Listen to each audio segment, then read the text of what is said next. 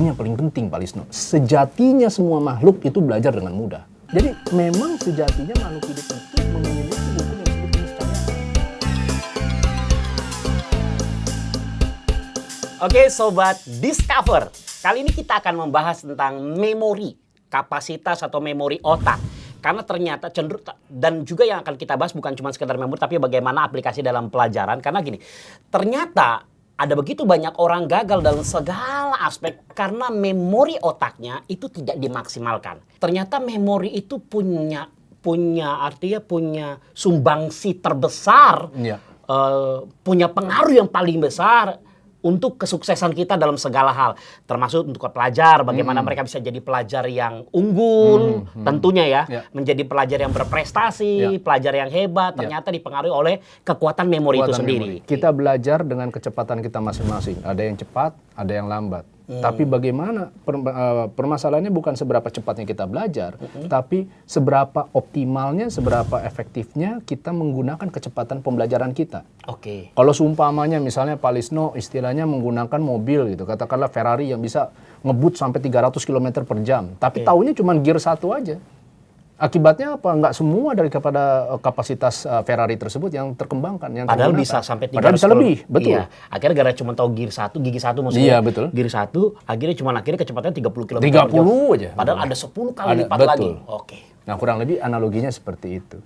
Sebaliknya ada juga orang yang istilahnya mungkin dia cuma naik mobil yang ya mobil rata-rata lah ya, tanpa menyebut merek seperti itu, tapi kemudian yang 1000 cc lah. 1000 cc lah ya. Yang susah ditanjakan. Ingat yang kemarin berarti ya. Yang harus turun dulu tuh, ada turun. Iya. Ada yang dorong lagi ya. Berhala ya. Iya. Oke. Iya. Saya yang dorong loh itu. Iya tuh. Oh, iya. Saya yang dorong loh. Itu dari 1000 cc, saya jadi 1000 cc, jadi 2000 cc, naik. Nah, jadi akibatnya padahal orang itu cuma 1000 cc. 1000 cc. Kecepatan maksimal mungkin 180, tapi dia bisa push sampai 160. 80%, 90% dari kemampuan maksimalnya. Karena dia bisa gunakan. Oke. Gitu kan? Jadi di sini ada orang yang istilahnya memang dari lahir berbakat, katakan dalam konteks berbakat, tapi dia tidak tahu bagaimana memaksimalkan penggunaannya. Ada juga orang yang biasa-biasa saja, tapi dia bisa menggunakannya sampai optimum. Ya Jadi kan? malah lebih terlihat Malah yang lebih tidak terlihat. berbakat ini Betul. daripada yang sudah berbakat. Betul. Sejatinya orang belajar itu adalah dengan mudah. Ini yang paling penting, Pak Lisno. Sejatinya semua makhluk itu belajar dengan mudah. Burung bertelur, pecah Semua telur, makhluk ya, semua makhluk. bukan bicara manusia Iya, ya. betul. Oke. Telur pecah, lalu kemudian jadi burung. Tunggu berapa saat, anak burung nggak ada yang melatih, dia bisa terbang sendirinya. Ikan bertelur, Iya. lalu Nggak kemudian nggak ada yang berenang. melatih berenang, dia bisa berenang dengan sendirinya. Burung Raja Wali walaupun di tempat yang tertinggi. Iya.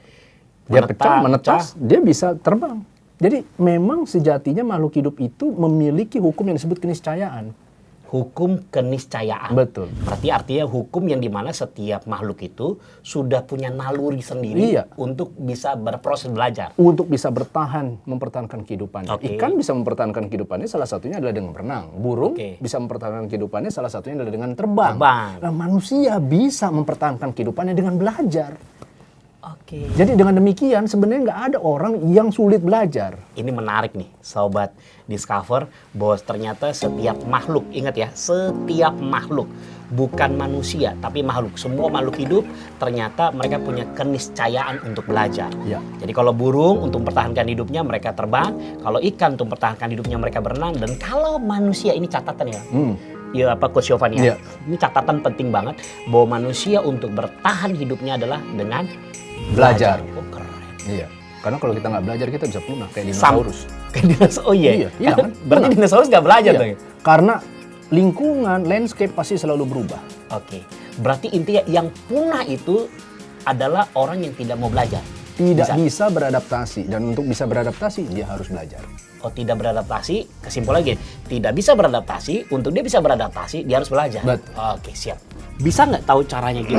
Coach Yovan bisa nggak saya langsung bisa belajar dengan instan? Oh, bisa. Bisa, gimana tuh caranya?